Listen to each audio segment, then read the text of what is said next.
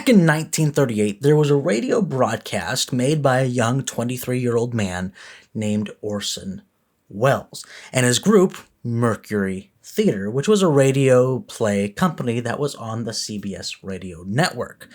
The broadcast was an adaptation of H.G. Wells's book, War of the Worlds.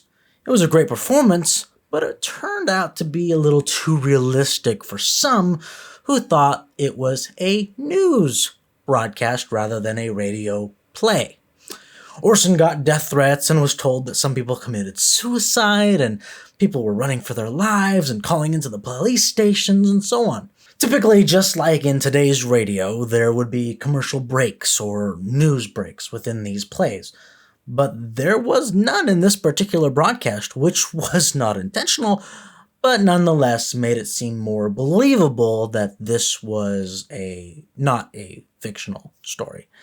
CBS was even sued for allowing this whole thing on the air. Orson thought that this would destroy his career, but it actually boosted it, and he went on to make the hit movie Citizen Kane. And with that, enjoy the full-hour broadcast of War of the Worlds. The Columbia Broadcasting System and its affiliated stations present Orson Welles and the Mercury Theater on the air in The War of the Worlds by H.G. Wells.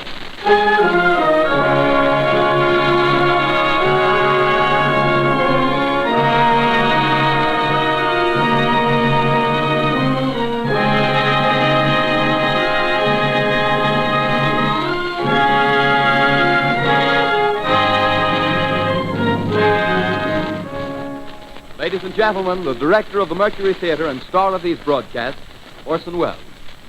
We know now that in the early years of the 20th century, this world was being watched closely by intelligences greater than man's, and yet as mortal as his own.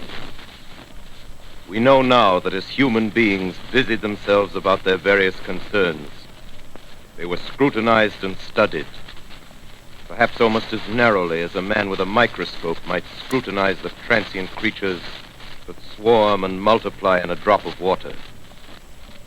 With infinite complacence, people went to and fro over the earth about their little affairs, serene in the assurance of their dominion over this small, spinning fragment of solar driftwood, which by chance or design, man has inherited out of the dark mystery of time and space.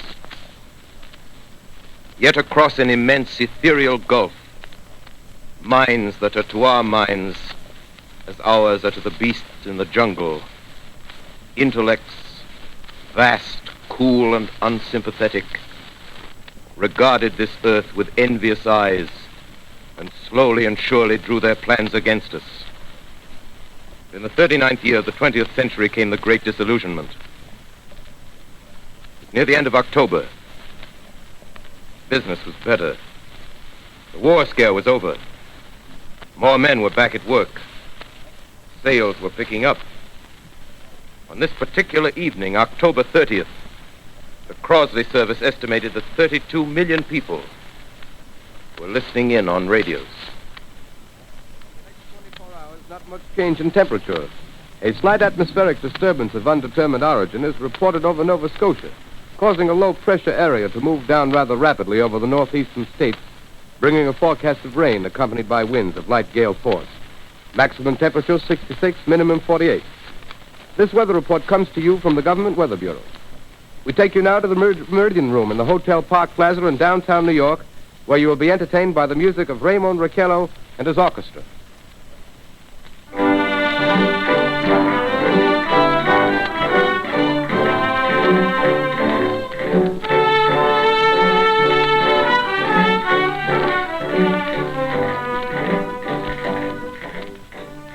Good evening, ladies and gentlemen.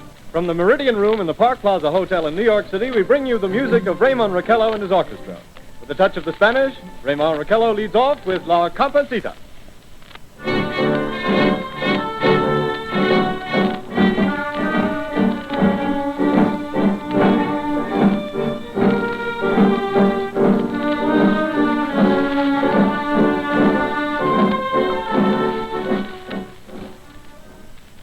Ladies and gentlemen, we interrupt our program of dance music to bring you a special bulletin from the Intercontinental Radio News.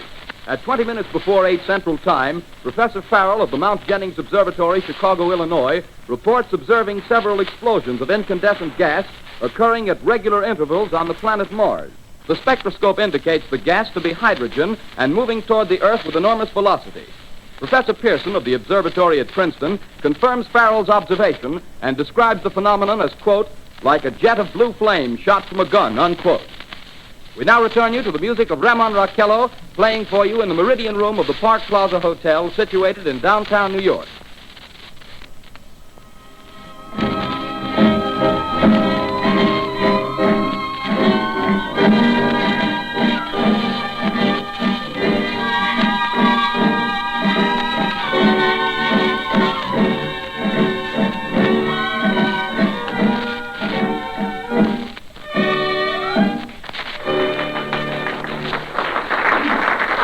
And now a tune that never loses favor, the ever-popular Stardust, Raymond Raquello and his orchestra.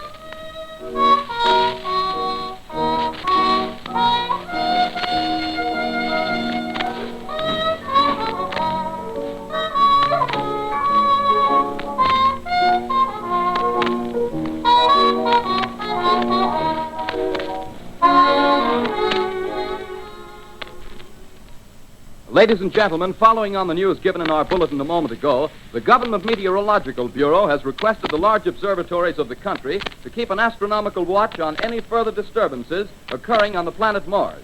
Due to the unusual nature of this occurrence, we have arranged an interview with the noted astronomer, Professor Pearson, who will give us his views on this event. In a few moments, we will take you to the Princeton Observatory at Princeton, New Jersey. We return you until then to the music of Ramon Raquello and his orchestra.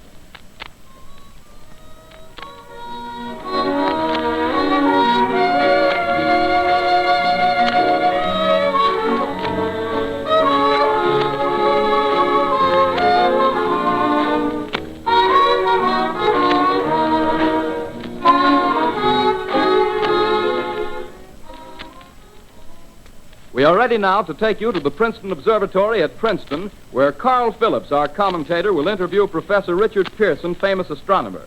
We take you now to Princeton, New Jersey. Good evening, ladies and gentlemen. This is Carl Phillips speaking to you from the observatory at Princeton. I'm standing in a large semicircular room, pitch black except for an oblong split in the ceiling. Through this opening, I can see a sprinkling of stars that cast a kind of frosty glow over the intricate mechanism of the huge telescope. The ticking sound you hear is the vibration of the clockwork. Professor Pearson stands directly above me on a small platform, peering through the giant lens. I'll ask you to be patient, ladies and gentlemen, during any delay that may arise during our interview. Besides the ceaseless watch of the heavens, Professor Pearson may be interrupted by telephone or other communication. During this period, he is in constant touch with the astronomical centers of the world. Professor, may I begin our questions? Any time, Mr. Phillips. Professor, would you please tell our radio audience exactly what you see as you observe the planet Mars through your telescope? Nothing unusual at the moment, Mr. Phillips. A red disk swimming in the blue sea. Transverse stripes across the disk. Quite distinct now because Mars happens to be at the point nearest the Earth, in opposition, as we call it. In your opinion, what do these transverse stripes signify, Professor Pearson? Not canals, I can assure you, Mr. Phillips. They... Although that's the popular conjecture of those who imagine Mars to be inhabited. From a scientific viewpoint, the stripes are merely the result of atmospheric conditions peculiar to the planet. Then you're quite convinced, as a scientist, that living intelligence as we know it does not exist on Mars? I should say the chances against it are 1,000 to 1. And yet, how do you account for these gas eruptions occurring on the surface of the planet at regular intervals? Phillips, I cannot account for it. By the way, Professor, for the benefit of our listeners, how far is Mars from the Earth? Approximately 40 million miles. Well, that seems a safe enough distance. Just a moment, ladies and gentlemen. Someone has just handed Professor Pearson a message. While he reads it, let me remind you that we are speaking to you from the observatory in Princeton, New Jersey, where we are interviewing the world-famous astronomer, Professor Pearson. One moment, please. Professor Pearson has passed me a message which he has just received. Professor, may I read the message to the listening audience? Certainly, Mr. Phillips. Ladies and gentlemen, I shall read you a wire addressed to Professor Pearson from Dr. Gray of the Natural History Museum, New York. Quote, 9:15 p.m. Eastern Standard Time. Seismograph registered shock of almost earthquake intensity occurring within a radius of 20 miles of Princeton. Please investigate. Signed, Lloyd Gray, Chief of Astronomical Division. Unquote. Professor Pearson, could this occurrence possibly have something to do with the disturbances observed on the planet Mars? Hardly, Mr. Phillips. This is probably a meteorite of unusual size, and its arrival at this particular time is merely a coincidence. However, we shall conduct a search as soon as daylight permits. Thank you, Professor. Ladies and gentlemen, for the past 10 minutes, we've been speaking to you from the observatory at Princeton, bringing you a special interview with Professor Pearson, noted astronomer. This is Carl Phillips speaking. We are returning you now to our New York studio.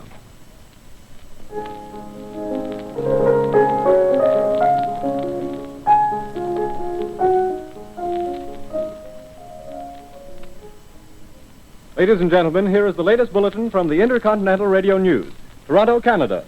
Professor Morse of Macmillan University reports observing a total of 3 explosions on the planet Mars between the hours of 7:45 p.m. and 9:20 p.m. Eastern Standard Time. This confirms earlier reports received from American observatories.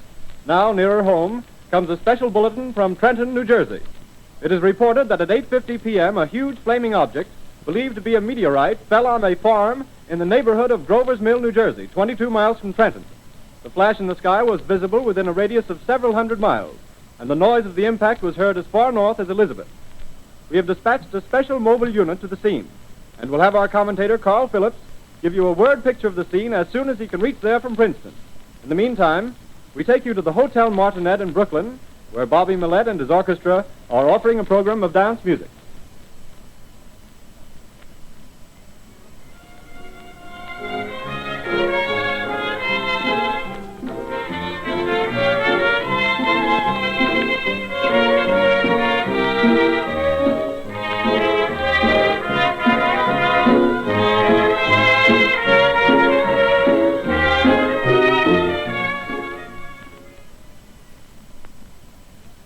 We take you now to Grover's Mill, New Jersey.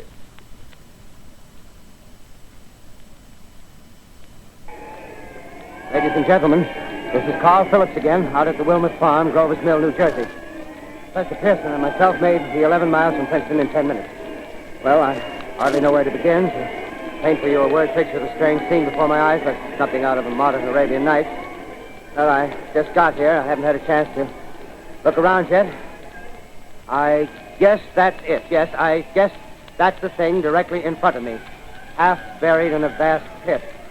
Must have struck with terrific force. The ground is covered with splinters of a tree. It must have struck on its way down. But I can see the object itself doesn't look very much like a meteor. At least not the meteors I've seen. It looks more like a huge cylinder. Has a diameter of, what would you say, Professor Pearson? What's that? What would you say, what's the diameter of this? About 30 yards. About 30 yards. The metal on the sheath is, well, I've never seen anything like it. The color is sort of yellowish white. Its curious spectators now are pressing close to the object in spite of the efforts of the police to keep them back. Getting in front of my line of vision. Would you mind standing one side, please, while the police are pushing the crowd back? Here's Mr. Wilmot, owner of the farm here. He may have some interesting facts to add. Mr. Wilmot, would you please tell the radio audience as much as you remember of this rather unusual visitor that dropped in your backyard? A step closer, please. Ladies and gentlemen, this is Mr. Wilmot. Well, I was listening to the radio. Closer and louder, please. Pardon me? Louder, please, closer. Yes. I was listening to the radio and kind of drowsing. That professor fellow was talking about Mars, so I was half dozing and half... Yes, Mr. Wilmot, and then what happened?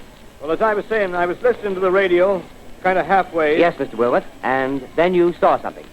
Well, not first off. I heard something. And what did you hear? A hissing sound like this. Kind of like a 4th of July rocket. Yes, then what? I turned my head out the window and would have sworn I was asleep and dreaming. Yes? I seen a kind of greenish streak and then zingo. Something smacked the ground, knocked me clear out of my chair. Well, were you frightened, Mr. Wilmot? Well, I ain't quite sure. I reckon I was kind of riled. Well, thank you, Mr. Wilmot. Thank you very much. Yeah, you want me to tell No, that's some quite more? all right. That's plenty. Ladies and gentlemen, you've just heard Mr. Wilmot, owner of the farm where this thing has fallen. I wish I could convey the atmosphere, the background of this fantastic scene. Hundreds of cars are parked in a field in back of us, and the police are trying to rope off the roadway leading into the farm, but it's no use. They're breaking right through. car's headlights throw an enormous spotlight on the pit where the object's half buried. Now, some of the more daring souls now are venturing near the edge. The silhouettes stand out against the metal sheen. One man wants to touch the thing. He's having an argument with the policeman. Now, the policeman wins. Now, ladies and gentlemen, there's something I haven't mentioned in all this excitement, but it's becoming more distinct. Perhaps you've caught it already on your radio. Listen, please. Do you hear it? It's a curious humming sound that seems to come from inside the object. I'll move the microphone nearer. Here. Now, we're not more than 25 feet away. Can you hear it now? Professor Pearson? Yes, Mr. Grover. Can you tell us the meaning of that scraping noise inside the thing? Possibly the unequal cooling of its surface. I say, do you still think it's a meteor, Professor? I don't know what to think. The metal casing is definitely extraterrestrial. Not found on this Earth. Friction with the Earth's atmosphere usually tears holes in a meteorite. This thing is smooth, and you can see its cylindrical Just a minute. shape. Something's happening. Ladies and gentlemen, this is terrific. This end of the thing is beginning to flake off. The top is beginning to rotate like a screw, and the thing must be hollow. He's moving! Keep back there! Keep back there! Keep those men back! Keep back there! Keep those idiots back! Keep off! The top's loose! Look out there! Stand back! Ladies and gentlemen, this is the most terrifying thing I've ever witnessed. Wait a minute. Someone's crawling out or something. I can see peering out of that black hole two luminous discs. The eyes, it might be a face, might be almost But heavens, something wriggling out of the shadow like a gray snake. Now it's another one and another one and another one. They look like tentacles to me. Oh, yeah, I can see the thing's body now. It's large as a bear. It glistens like wet leather, but that face, ladies and gentlemen, it's indescribable. I can hardly force myself to keep looking at it. It's so awful. The eyes are black and they gleam like a serpent. The mouth is kind of V-shaped with saliva dripping from its rimless lips. It seems to quiver and pulsate, and the monster or whatever it is can hardly move. It seems weighed down by possibly gravity or something. The thing's rising up now, and the crowd falls back. They've seen plenty. The most extraordinary experience, ladies and gentlemen. I can't find words. Well, I'll pull this microphone with me as I talk. I'll have to stop the description until I can take a new position. Hold on, will you, please? I'll be right back in a minute.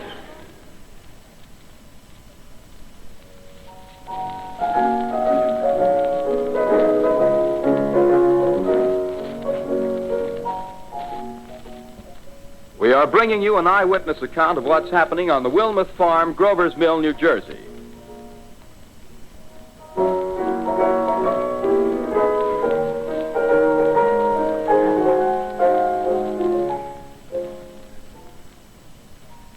We now return you to Carl Phillips at Grover's Mill. Ladies and gentlemen, am I on? Ladies and gentlemen, here I am, back of a stone wall that adjoins Mr. Wilmuth's garden. From here, I get a sweep of the whole scene. I'll give you every detail as long as I can talk and as long as I can see. There's more state police have arrived. They're drawing up a cordon in front of the pit. About 30 of them. No need to push the crowd back now. They're willing to keep their distance. The captain's conferring with someone. Can't quite see who. Oh, yes, I believe it's Professor Pearson. Yes, it is. Now they've parted, and the professor moves around one side, studying the object while the captain and two policemen advance with something in their hands. I can see it now. It's a white handkerchief tied to a pole. Flag of truce. If those creatures know what that means, what anything means. Wait a minute, something's happening. A humped shape is rising out of the pit. I can make out a small beam of light against a mirror. What's that? There's a jet of flame springing from the mirror, and it leaps right at the advancing men. It strikes them head on. Lord, they're turning into flames. Now the whole field's caught up by the woods, the barns, the gas tanks of the automobiles spreading everywhere. It's coming this way now, about 20 yards to my right.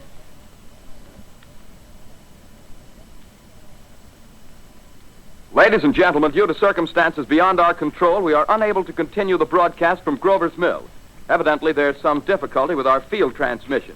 However, we will return to that point at the earliest opportunity. In the meantime, we have a late bulletin from San Diego, California.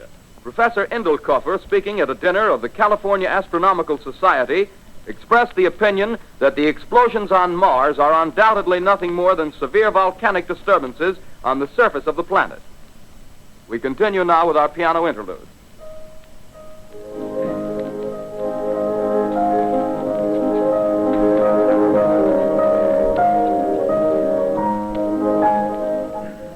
Ladies and gentlemen, I've just been handed a message that came in from Grover's Mill by telephone.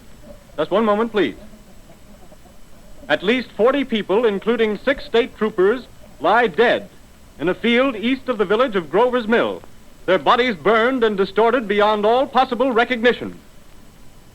The next voice you hear will be that of Brigadier General Montgomery Smith, commander of the state militia at Trenton, New Jersey. I have been requested by the governor of New Jersey to place the counties of Mercer and Middlesex as far west as Princeton and east to Jamesburg under martial law. No one will be permitted to enter this area except by special pass issued by state or military authorities. 4 companies of state militia are proceeding from Trenton to Grover's Mill and will aid in the evacuation of homes within the range of military operations. Thank you. You have just been listening to General Montgomery Smith, commanding the state militia at Trenton. In the meantime, further details of the catastrophe at Grover's Mill are coming in.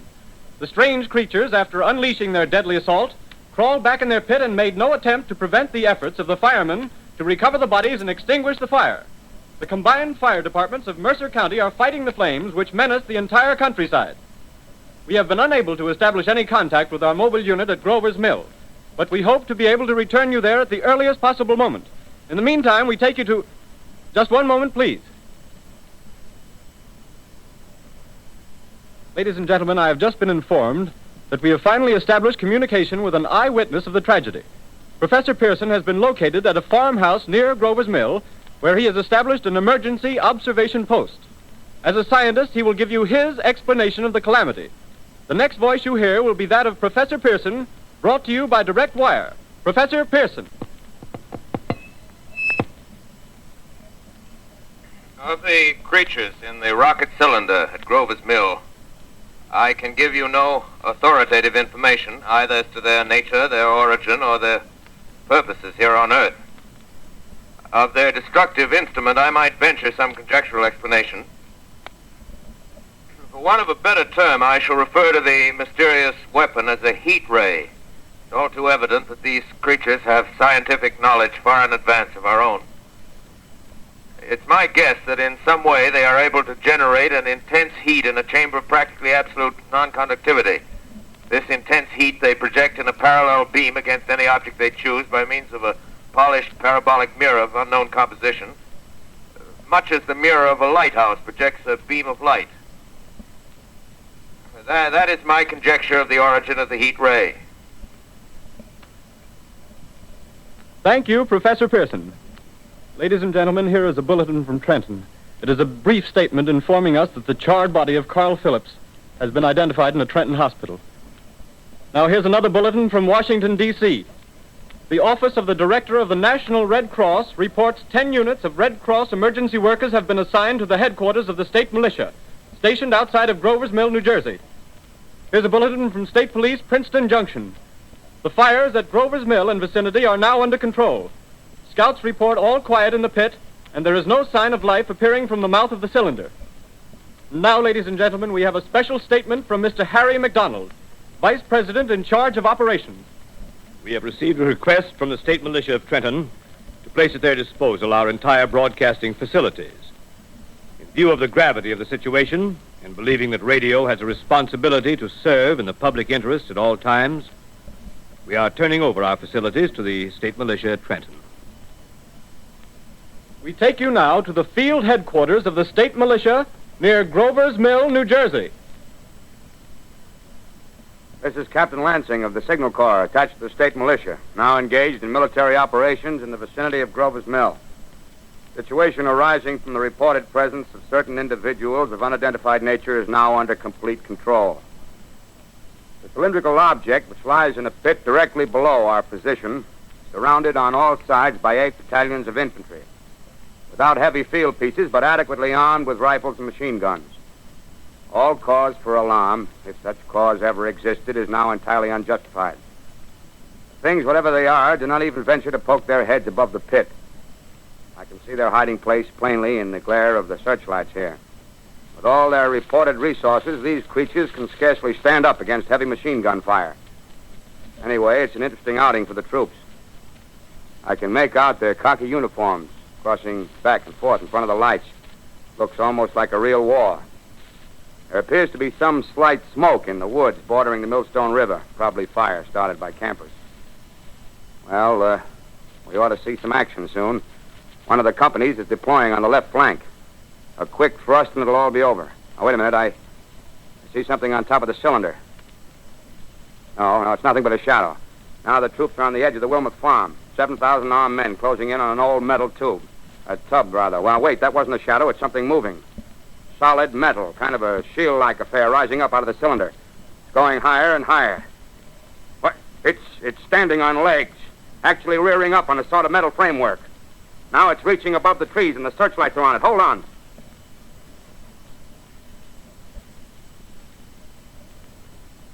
Ladies and gentlemen, I have a grave announcement to make. Incredible as it may seem, both the observations of science and the evidence of our eyes lead to the inescapable assumption that those strange beings who landed in the Jersey farmlands tonight are the vanguard of an invading army from the planet Mars. The battle which took place tonight at Grover Mills has ended in one of the most startling defeats ever suffered by an army in modern times. 7,000 men armed with rifles and machine guns pitted against a single fighting machine of the invaders from Mars. 120 known survivors.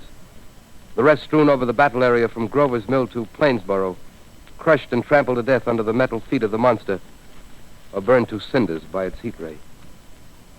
The monster is now in control of the middle section of New Jersey and has effectively cut the state through its center. Communication lines are down from Pennsylvania to the Atlantic Ocean. Railroad tracks are torn and service from New York to Philadelphia discontinued, except routing some of the trains through Allerton and Phoenixville. Highways to the north, south, and west are clogged with frantic human traffic. Police and army reserves are unable to control the mad flight. By morning, the fugitives will have swelled Philadelphia, Camden, and Trenton. It is estimated to twice their normal population. Martial law prevails throughout New Jersey and eastern Pennsylvania. At this time, we take you to Washington for a special broadcast on the national emergency. The Secretary of the Interior. Citizens of the nation, I shall not try to conceal the gravity of the situation that confronts the country, nor the concern of your government in protecting the lives and property of its people. However, I wish to impress upon you, private citizens and public officials, all of you, the urgent need of calm and resourceful action. Fortunately, this formidable enemy is still confined to a comparatively small area, and we may place our faith in the military forces to keep them there.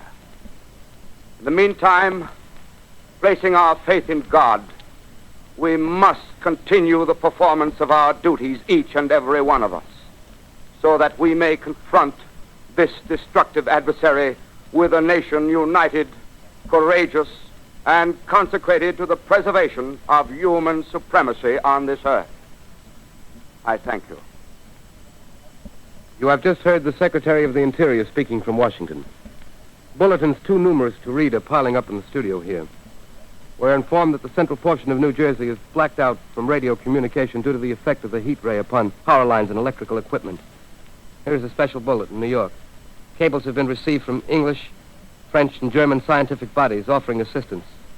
Astronomers report continued gas outbursts at regular intervals on the planet Mars. The majority voiced the opinion that the enemy will be reinforced by additional rocket machines.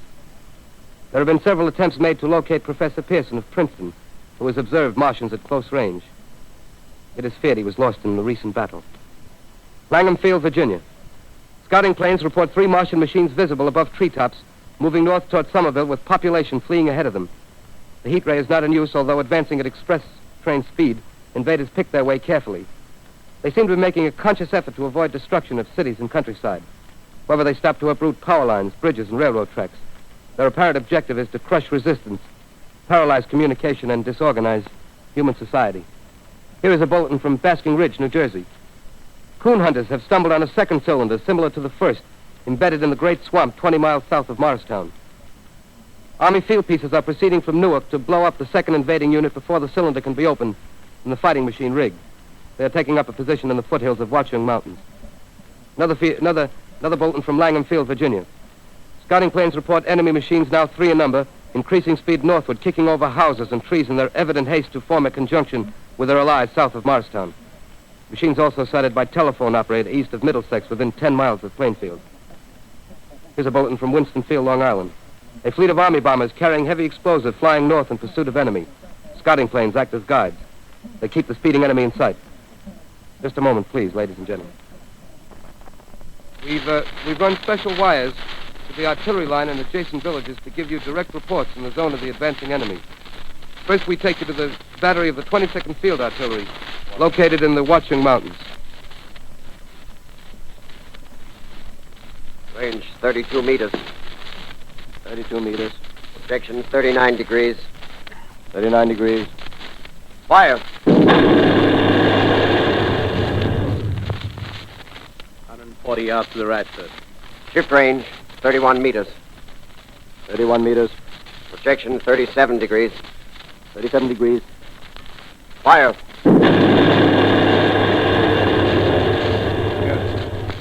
Hit, sir. Got the tripod of one of them. They've stopped. The others are trying to repair it. Quick, get the range. Shift 30 meters. 30 meters. Projection 27 degrees. 27 degrees. Fire.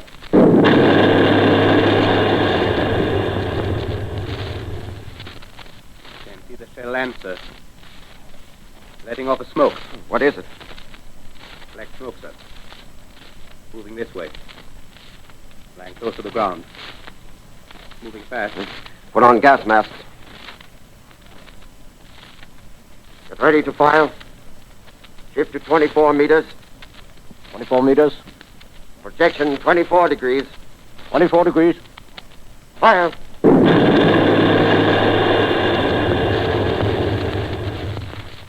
Still can't see, sir. Smoke's coming nearer. Get the range. 13 feet. Meters. 23 meters. 23 meters. 22 degrees. 22 degrees.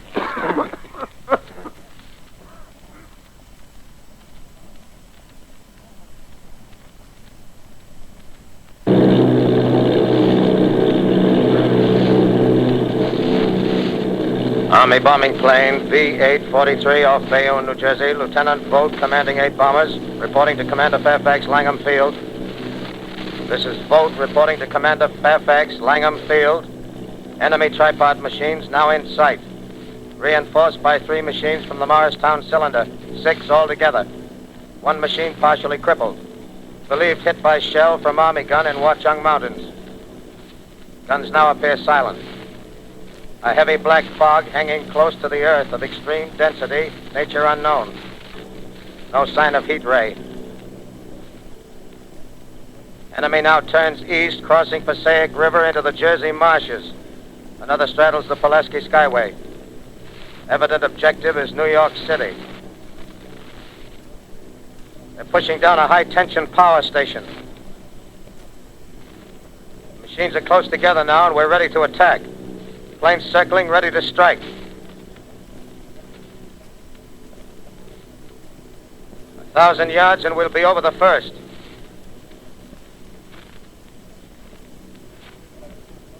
$800 yards.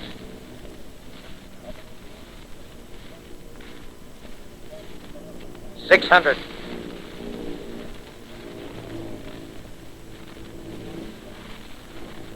$400. $200.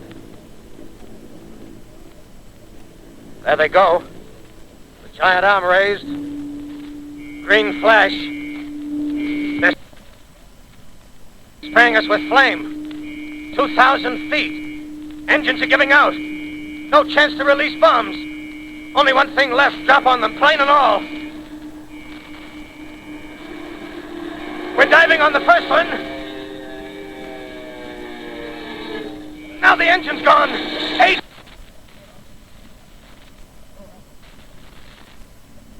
This is Bayonne, New Jersey, calling Langham Field. This is Bayonne, New Jersey, calling Langham Field. Come in, please. This is Langham Field. Go ahead. 8 Army bombers in engagement with enemy tripod machines over Jersey Flats. Engines incapacitated by heat ray. All crashed. 1 enemy machine destroyed.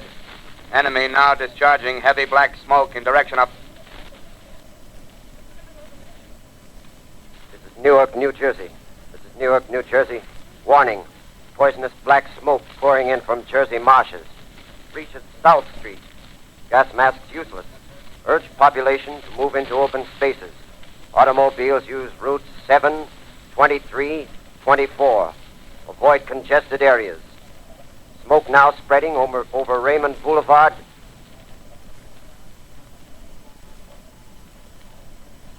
Two X2L calling CQ, 2X2L calling CQ, 2X2L calling 8X3R. Come in, please. This is 8X3R coming back at 2X2L. How's reception? How's reception? Okay, please. Where are you, 8X3R? What's the matter? Where are you?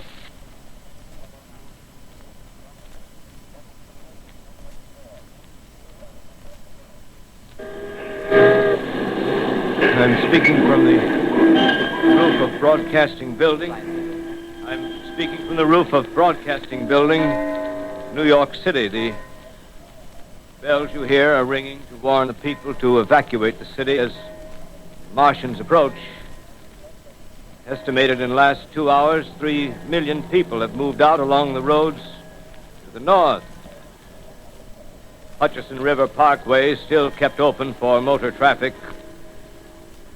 Avoid bridges to Long Island, hopelessly jammed. All communication with Jersey Shore closed 10 minutes ago. No more defenses. Our army is wiped out. Artillery, Air Force, everything wiped out. This may be the last broadcast. We'll stay here to the end. People are holding service here below us in the cathedral. Now I look down the harbor, all manner of boats, overloaded with fleeing population, pulling out from docks.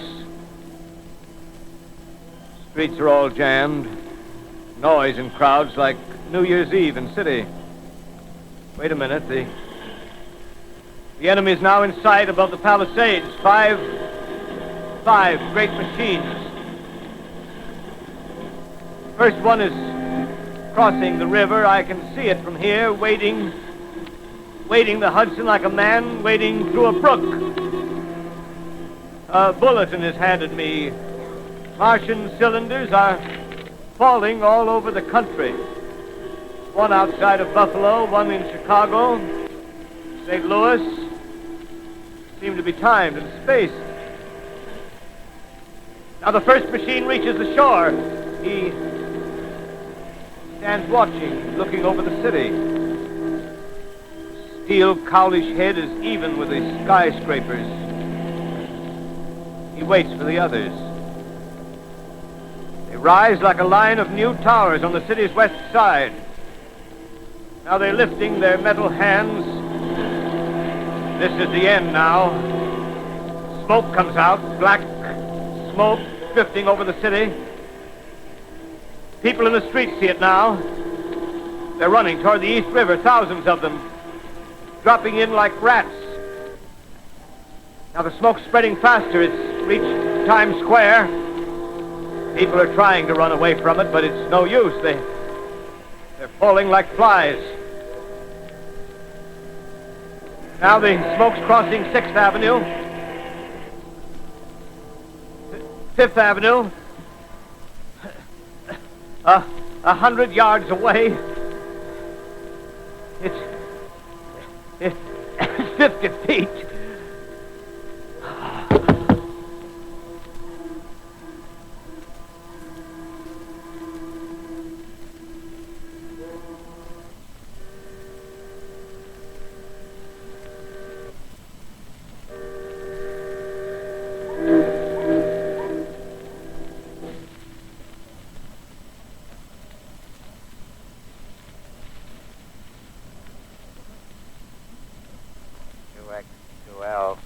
CQ.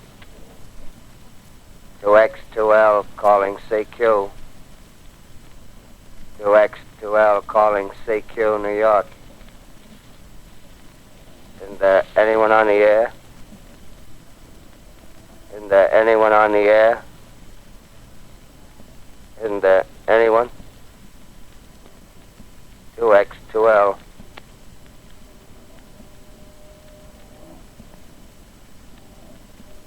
You are listening to a CBS presentation of Orson Welles and the Mercury Theater on the Air in an original dramatization of The War of the Worlds by H.G. Wells.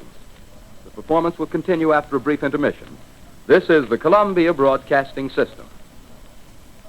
The War of the Worlds by H.G. Wells, starring Orson Welles and the Mercury Theater on the Air.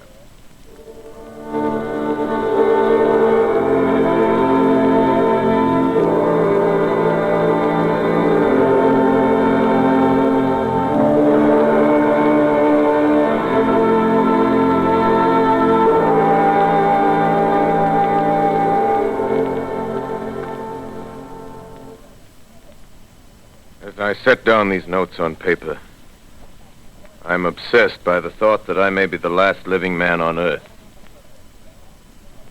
I've been hiding in this empty house near Grover's Mill, a small island of daylight cut off by the black smoke from the rest of the world. All that happened before the arrival of these monstrous creatures in the world now seems part of another life. A life that has no continuity with the present. Furtive existence of the lonely derelict who pencils these words on the back of some astronomical notes bearing the signature of Richard Pearson. I look down at my blackened hand and I try to connect them with a professor who lives at Princeton and who on the night of October 20th glimpsed through his telescope an orange splash of light on a distant planet.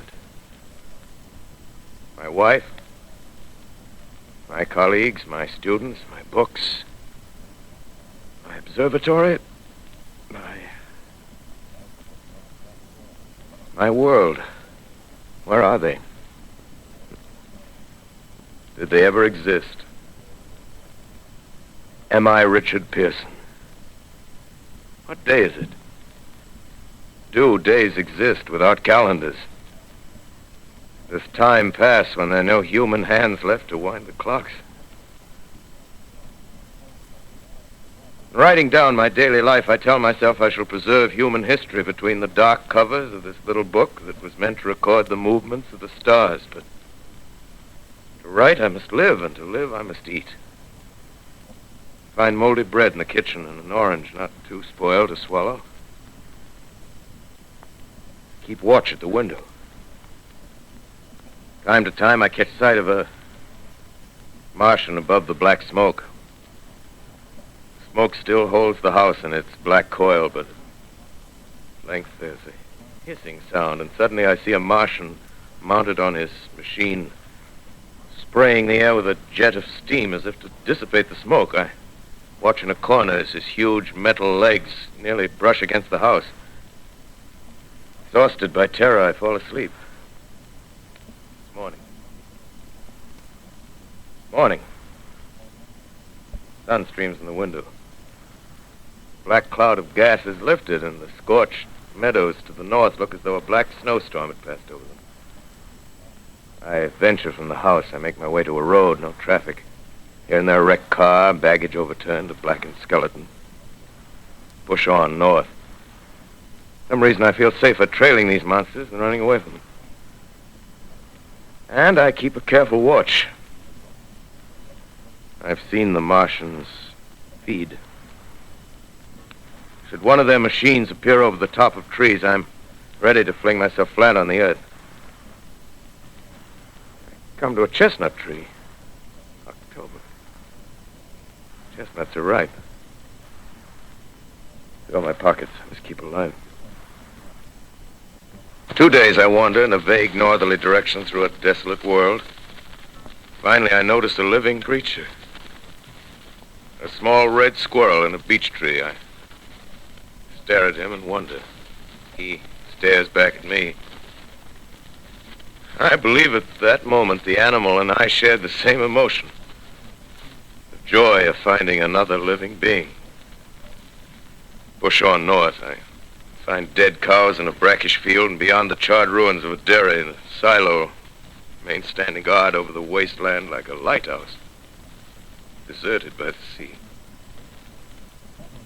Astride the silo perches a weathercock. The arrow points north. North. Next day, I come to a city. City vaguely familiar in its contours, yet its buildings strangely dwarfed and leveled off as if a giant had sliced off its highest towers with a capricious sweep of his hand. Reached the outskirts, I found Newark. Newark, undemolished but humbled by some whim of the advancing Martians. Presently, with an odd feeling of being watched, I caught sight of something crouching in a doorway. I made a step towards it, and it rose up and became a man. A man armed with a large knife. Stop! Where do you come from? I come from many places. A long time ago, from Princeton. Princeton, huh? That's near Grover's Mill. Yes. Grover's Mill. There's no food here. This is my country. All this end of town down the river. There's only food for one. Which way are you going?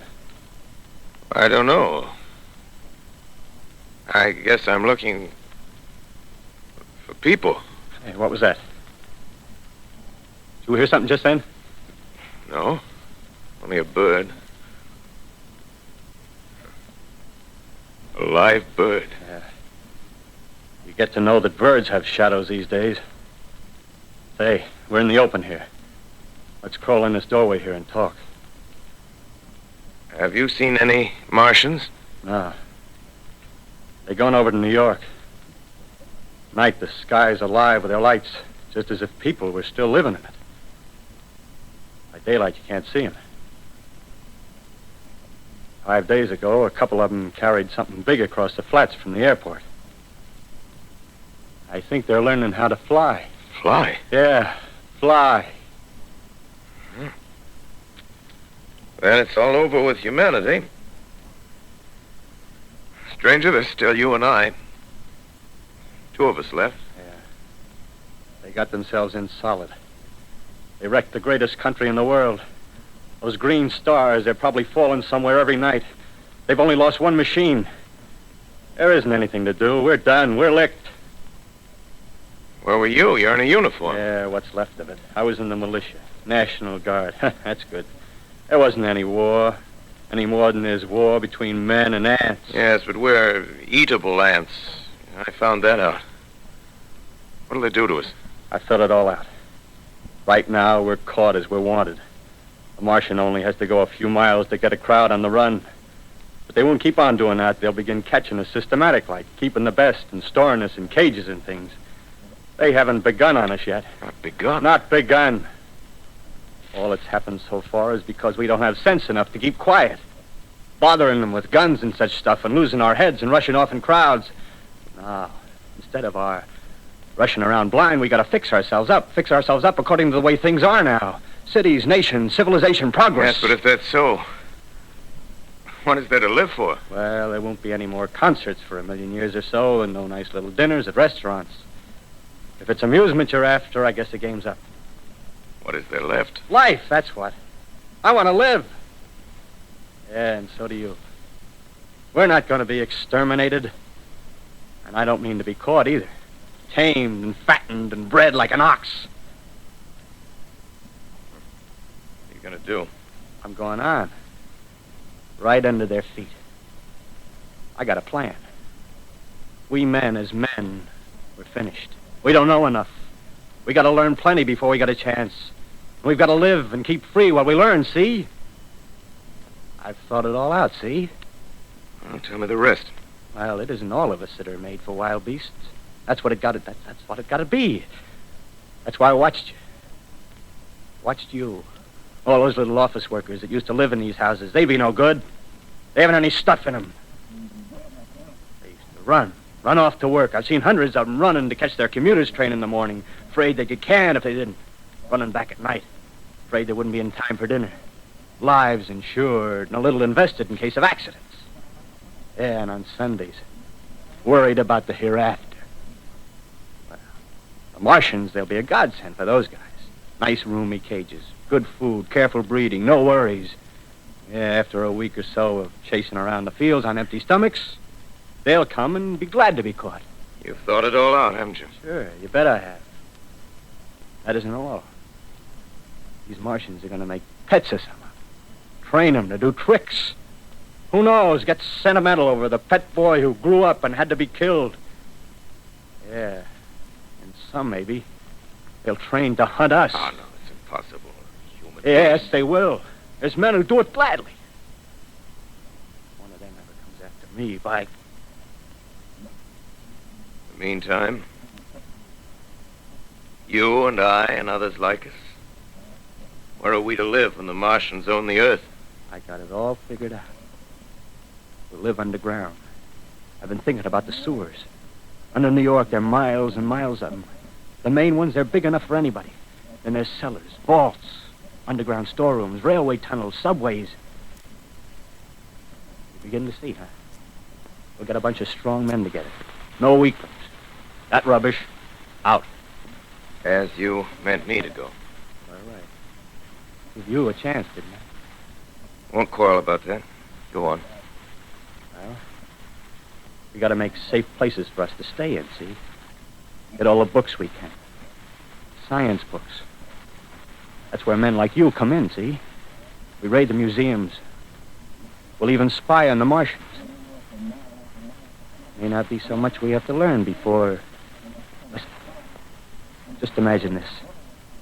4 or 5 of their own fighting machines suddenly start off. Heat rays right and left. Not a Martian in them. Not a Martian in them, see? But men. Men who've learned the way how. May even be in our time. Gee. Imagine having one of them lovely things with a heat ray wide and free. We'd turn it on Martians. We'd turn it on men. We'd bring everybody down on their knees. That's your plan. Yeah. You. Me. Few more of us. We'd own the world. I see. Hey. Hey, what's the matter? Where are you going? Not to your world. Bye, stranger.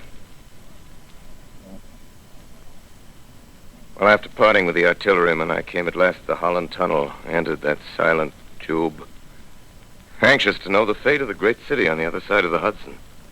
Cautiously, I came out of the tunnel and made my way up Canal Street. Reached 14th Street, and there again were black powder and several bodies and an evil, ominous smell from the gratings of the cellars of some of the houses. I wandered up through the 30s and 40s, stood alone on Times Square, caught sight of a lean dog running down 7th Avenue with a piece of dark brown meat in his jaws and a pack of starving mongrels at his heels. Made a wide circle around me as though he feared I might prove a fresh competitor. Walked up Broadway in the direction of that strange powder, past silent shop windows, displaying their mute wares to empty sidewalks. Past the Capitol Theater, silent, dark. Past a shooting gallery where a row of empty guns faced an arrested line of wooden ducks.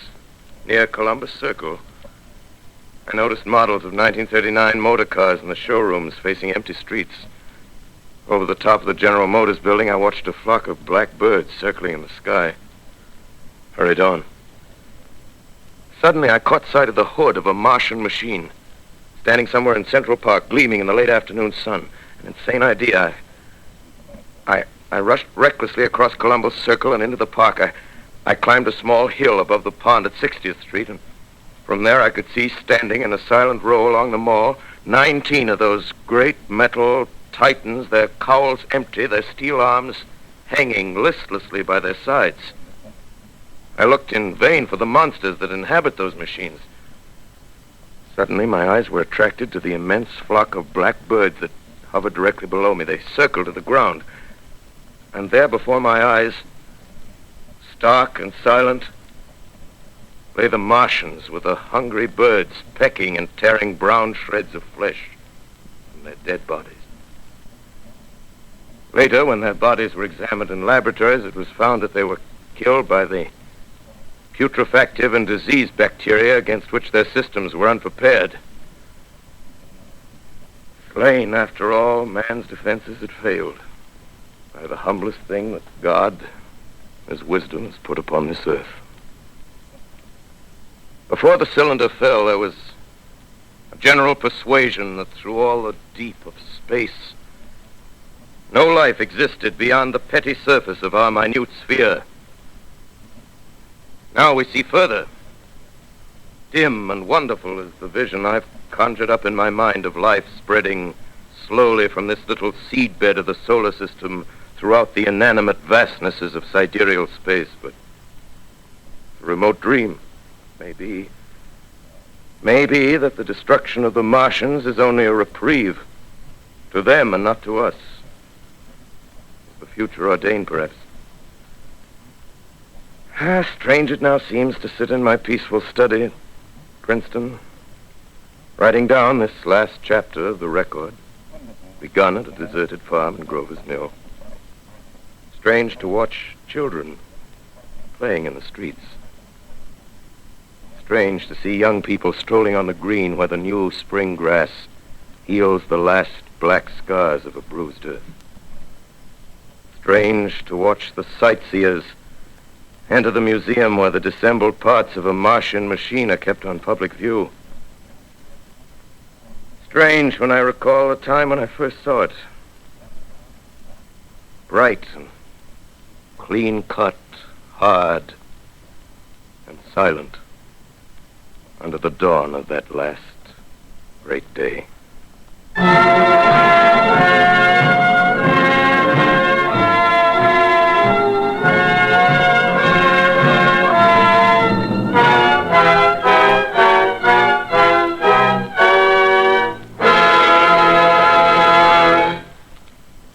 This is Orson Welles, ladies and gentlemen. Out of character, to assure you that the War of the Worlds has no further significance than as the holiday offering it was intended to be.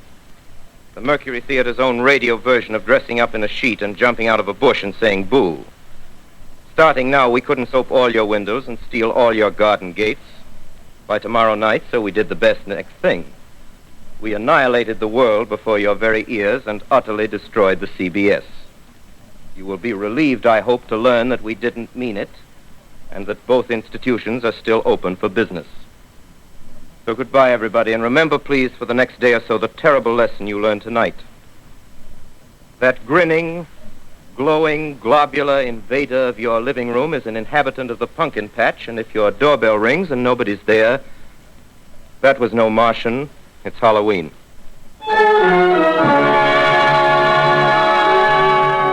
Tonight, the Columbia Broadcasting System and its affiliated stations coast to coast has brought you The War of the World by H.G. Wells, the 17th in its weekly series of dramatic broadcasts featuring Orson Welles and the Mercury Theater on the air. Next week, we present a dramatization of 3 famous short stories. This is the Columbia Broadcasting System.